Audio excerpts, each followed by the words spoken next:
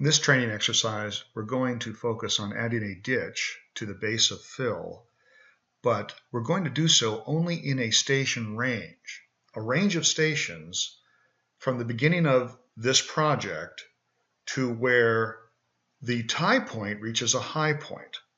Now, where the fill ties into original ground, as computed by RoadNet, is designated by a description TIE, tie. And so when we exit this and exit out of input edit section, we can use an interesting command under profile called create profile from section file. We can read our final sections and at the command line, enter D for description, enter tie on the right-hand side and create a profile for where that tie point occurs on the right. Create another no, and now we will go to input edit profile and read that profile and make note that it hits a high point at station 200. At station 200, we'll note it down. There's a high point. And then after that, the land goes back down on the right-hand side until it increases again. So from 0 to 200, we'll put in a ditch. That'll be our goal, but only in that range. So we go to another command called input edit template series file. And in this, we'll make a new one going to that directory called ditch right, and we'll say up to station 200, use template normal.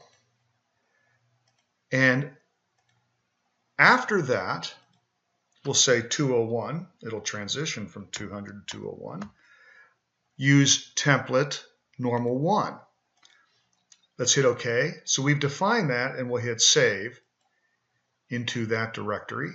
And then we'll very quickly do input edit template or design template. Look at normal. This will have the ditch at the base of fill up to a depth of 40 feet. And we'll look at normal 1 under input edit profile. Let's look at or design profile. And we'll look at its fill condition, and it does not force a ditch. So we have two distinct templates. And what we'll do is we'll go into the road 2 file and say, let's go ahead and find under this directory the ditch right template series file, which specifies two different templates. So as a template, you can load a distinct template or a template series file consisting of multiple templates. This will ensure when we run this out through process that we only have a ditch up to station 200. So let's prove it. We go into input edit section file. We'll load the final and reference the existing road. And then we'll look at 150. There's our ditch.